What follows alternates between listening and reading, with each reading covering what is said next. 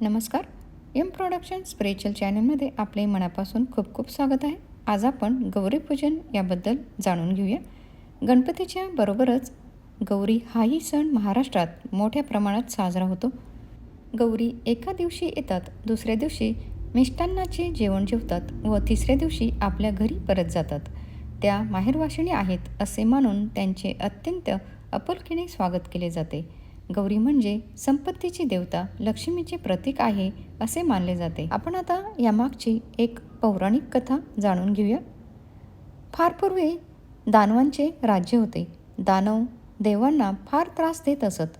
सर्व देवांच्या स्त्रियांना यामुळे आपल्या सौभाग्याची चिंता वाटू लागली. म्हणून सर्व देवांच्या स्त्रियांनी एकत्र जमून महालक्ष्मीची मनोभावे पूजा व प्रार्थना केली.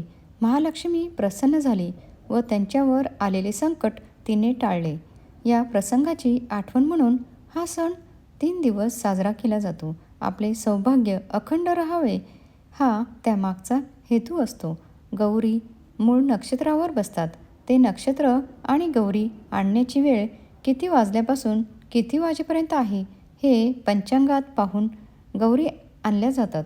काही ठिकाणी गौरी पाटावर बसतात, तर काही ठिकाणी उभ्या गौरी असतात. काही ठिकाणी बिनहाताच्या, तर काही ठिकाणी हाताच्या आणि काही ठिकाणी बिनहाताच्या उभ्या गौरी असतात.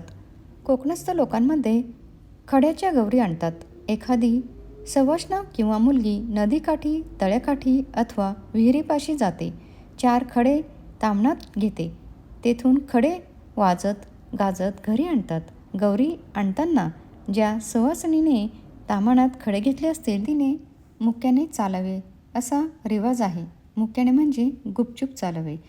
खडे घरात आणण्यापूर्वी ज्या सवासणीच्या किंवा मुलीच्या हातात ताम्हण असेल तिच्या पायावर गरम पाणी घालून हळद कुंकू लावून मग तिला घरात घेतात. पाटावर रांगोळी काढून त्यावर तांदूळ पसरवून खडे ठेवतात. उभ्या गौरीची खास पातळे व दागिने असतात. गौरीचे 2 मुखवटे असतात. एकीला ज्येष्ठा तर दुसरीला कनिष्ठा म्हणतात. 2 सवासणी गौरी घरी आणतात. गौरी आणण्याच्या दिवशी पुढील दारापासून मागील व दारापासून ज्या ठिकाणी गौरी बसवायच्या तिथपर्यंत गौरीची पावले काढतात. गौरी आणतेवेळी गौरी कशाच्या पावली आली, सोन्या मोत्याच्या पावली आली असे म्हणत गौरी आणतात. एकीने पुढील दारापासून तर दुसरीने मागील दारापासून गौरी आणाव्यात अशी पद्धत आहे.